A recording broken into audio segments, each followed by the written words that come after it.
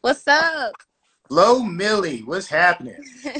Not much. How you Like the feeling? hair. Thank you. I just got it done yesterday, so bad bitch is still in effect during quarantine. I know that's right. I know that's right. Welcome to the Making Plays Convo. And really, we're just going to be talking about like all the plays that you was making before the pandemic, what you're doing Mhm. now, and what you're going to do once things hopefully get back to normal soon, because I know we got to get you back to that money and back to that stage. But Right. I would like to ask, how are you and your family doing?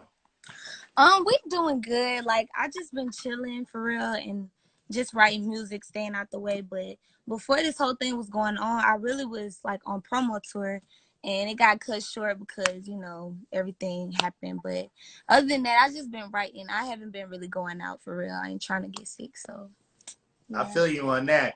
Hell, you was doing your thing though too. I mean, I saw you was hitting the radio stations, talked about your promo tour. You performed at Rolling Loud in LA, right?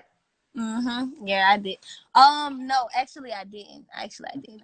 You That's did? like no, like I almost did, but something happened, so I didn't get to perform. But I still like linked up with my fans, and I just had a good time. But I didn't get to perform, unfortunately. But next year Next probably. year, Yeah, they gotta bring you back for all of them. yeah, for sure. Cause I'm ready. Like that's a big stepping stone coming Mm. from where I come from. Like you don't just go from being like regular to just boom, you're on Rolling Loud. So like I'm hyped for that though. If they do put me on there, I don't think you was regular though, because I I mean, don't you got a confidence about you that a lot of people don't, know. I and mean, and, yeah. and I definitely respect that. Now, have you always had that confidence, or was that something you had to like develop over the years? Um, I don't want to say I always had it because like growing up in a house full of females, like household full of females, you just kind of get used to that attitude. And then like with me going into high school, like it was a lot of hating assholes. So it was like an instinct. Like I don't like being played with. So like I kind of put my foot down with anybody I meet. Like I'm always strong minded. I'm not gonna just like open up to you. But I didn't know I was I didn't know I was so much of a confidence influencer. Like I never saw it until like my song blew up and people was like, oh my god, like everything you say I can relate to. And I just never thought about it because I was just speaking my truth, like what I went through. But knowing that other females went through that, like that made me want to keep writing and keep doing what I was doing. So yeah. Speaking of high school and dealing with haters in high school, was that a reflection of the in the party video? Because Yeah. were you a cheerleader in high school? First of all, No, but I used to like I was rapping in high school. Like people knew me right? as like, oh, that girl that rap, but they didn't really like know me, but they Mm-hmm. knew like I was rapping. I wasn't really like the sporty type.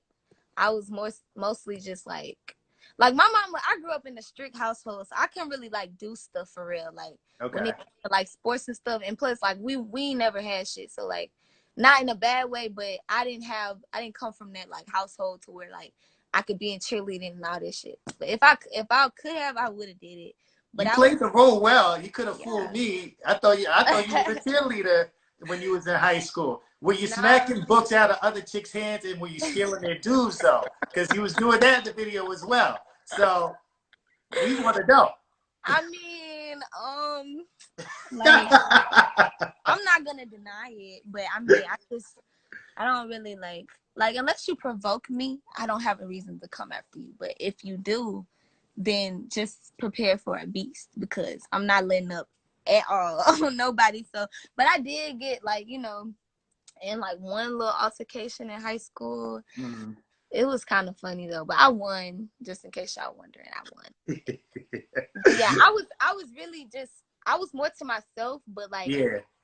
people could come to me and talk to me, and I was never like the type of person that just was like, "Oh, I'm better than anybody." It was just like you could catch me like talking to any kind of child in high school. Like I would talk to the football players, the nerds. Like I'm talking to everybody. Like not to where I was like friendly, but if a conversation sparked up, I wasn't like discriminating or nothing. So I wasn't that type of girl. But if you tried me, like I was that girl for sure. No doubt, no doubt. We saw it in the video a little bit. Like I said, it was a dope video. I enjoyed watching it. It really brought the song to life. But you just dropped a song a couple of days ago, Eat It Up. Mm-hmm. You was definitely flexing on there. Yeah. Are you shooting a video for that as well? Eat It Up. I actually did shoot the video for it. We put the video out. It's already out. Okay, I gotta go check it out. Yeah, go check it out. It's lit. You know, I just put it out like 2 days ago, so you good. Okay. Like, I heard the song, so that's yeah. half the down right there. But yeah, you were definitely flexing though. What's your creative process like? Is it easy for you to make a song or come up with a concept?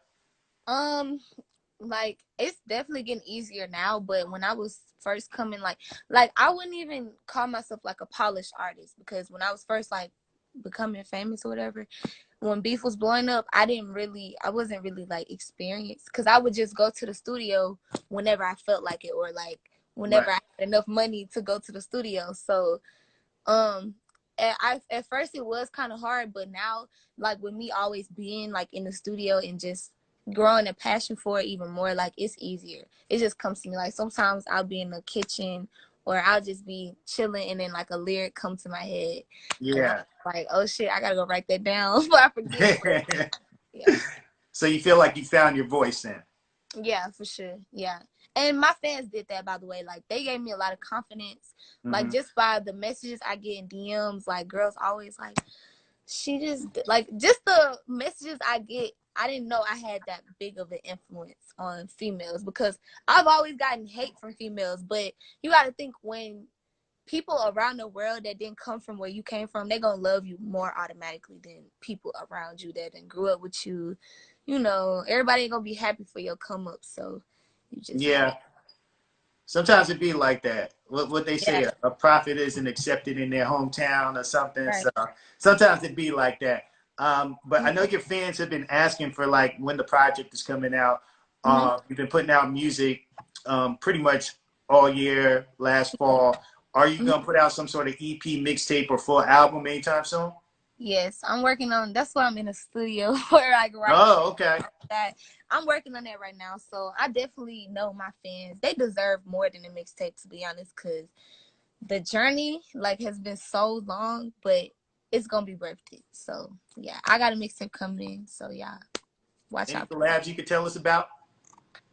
I don't know if I'm gonna do a lot of collabs like outside of the mixtape, yes, but like for this, I want this to be like about me, because Okay. it's my first project. Like I don't want to throw a bunch of features on there, because I believe I can do it all by myself. And then once I get Yeah. my little name out there, then I'll hop on everybody else stuff. They go that confidence. But I gotta say congratulations to you because you were a nominee for the XXL 2020 Freshman Class. I Yeah. like your pitch, by the way. I did check that out. It was Thank almost on some Suge Knight. Like, look, if you want somebody that's gonna inspire these women out here you. and Right. bring confidence from a female Yes. perspective, and somebody that's about women's empowerment, y'all need to select me. Period. So, What but what was yeah. your first reaction when you found out you were a nominee? Oh, I don't know. Like, I think I was nervous because I was just like, how the fuck was I just a college kid? And then, like, a couple months later, I'm on XXL. Like, I've watched XXL, like, since I don't know how long. So, just to be on there, and I don't even have a project out or nothing, it was just like, are y'all sure? Because I be getting pranked on God. I be getting pranked. Like, it was this one person that had, like, put my name on the, what's that little show? The Coachella show. Okay. And because I had got put on Rolling Loud after having like 2 songs. So like Mm-hmm. somebody made like this fake poster of Coachella, and they was like, they put my name on it. They put like a lot of other people's names. So my friend was like, bitch, is this real? We in the mall, I'm changing. And I was like, what? And then so I went over there and she showed it to me. And while we was having like, we almost cried. And then we look at the caption, and the caption was like, this will be a better lineup. I was like, what the fuck?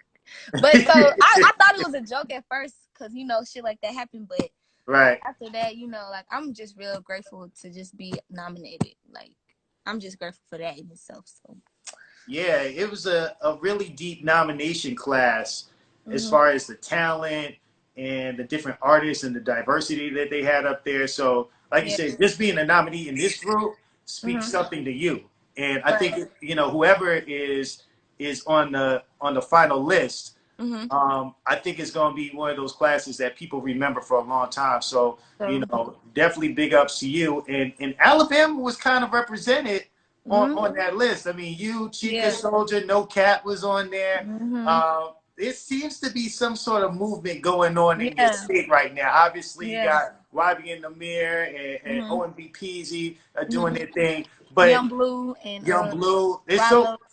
There's so many of them. I mean, I'm turning into a fan of your state's artists Yeah. right now.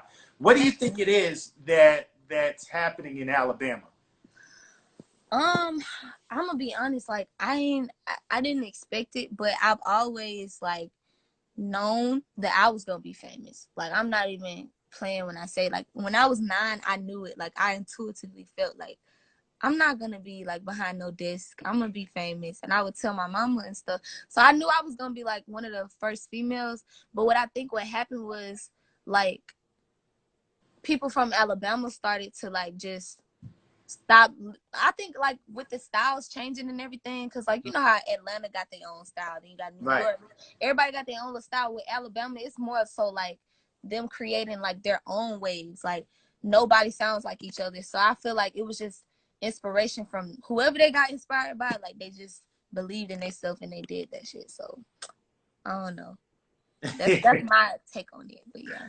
I'm definitely here for you. Y'all are doing your thing. Is there anything outside of music that you're working on? Any like businesses or product lines or anything like that? Um. Not right now necessarily. Like I definitely want to get merch out, but like I want to, move step by step. Like eventually, I do plan on like investing in like doing stocks and stuff like that, so I can. Cause my mama been on my ass about saving money, so Yeah. I'm gonna do something like that though. So. Smart, smart. Well, I'm gonna wrap it up here with my quarantine questions. These are just quick questions pertaining to what we're going through right now. What's the best thing that you've watched on TV during this time? Oh, what did I watch on TV? Dragon Ball Z. Hey, that's what I'm talking about. Yeah, I mean, I don't really watch it all like that, but he got me watching that shit. So. Hey, good man. Good man. Is that your quarantine shorty right there? Is that your Oh quarantine bag? no, I knew him since I was like 15. So we just, you know, how Okay. to go. What Ain't episode? no, yeah. Ain't no I don't quarantine. fuck with no new niggas. Like I don't do that. But Okay, so no sliding up in Flo Milli DM. So chill out with that. what episode are you on for Dragon Ball Z? Because that's my show right there. Super. we on 10. 10. Yeah. I'm gonna need you to get caught up. Have you tried cooking any new foods during this time? I cooked a breakfast like a week ago. I started cooking like I think I cooked some sausage, Canadian bacon. I don't know what the fuck it was, but I cooked a breakfast a week ago though. Okay. Was it good? Yeah, it was good. I mean, when nobody complaining, so I think it was good. I need to learn how to cook though. I said when I'm like actually get settled, I'm gonna learn how to cook. But right now, I'm just eating pizza. So What's the first thing you're gonna do once all this is over? the first thing I'm gonna do, I'm gonna wait till everybody get sick and do what they gonna do because I know everybody's gonna go outside and be done. But I'm gonna just chill out for a couple weeks, see how it is. I'm gonna let y'all be the trial run, but after that, I'm just gonna probably take a trip somewhere and just relax or whatever. No doubt, no doubt. And what's a lesson that you've learned during this time of not being able to move around and just kind of having to like sit down and focus? I'm sorry, I was reading the comments. Can you repeat that? See, I'll be trying to ignore the comments. It'd be too much. I said, what's something that you've learned during this time? A lot of people being that they're home, they have more time than they usually have. Obviously, you're not moving around right now. Yeah. Have you had time to like kind of reflect and what things have you kind of like learned about Ooh. yourself or just anything in general during this time?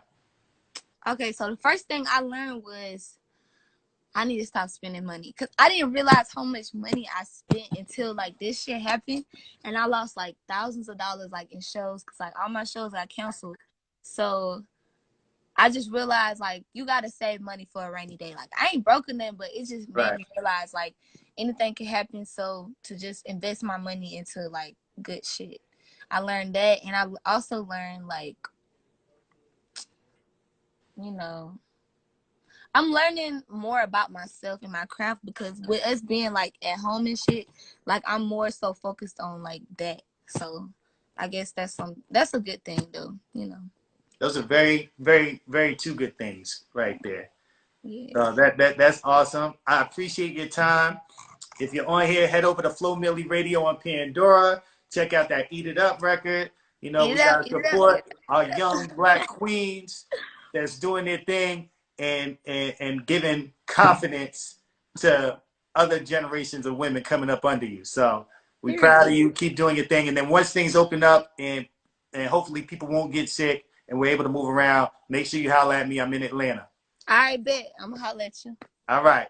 Take All care. right. Watch more Dragon Ball Z. All right, I will.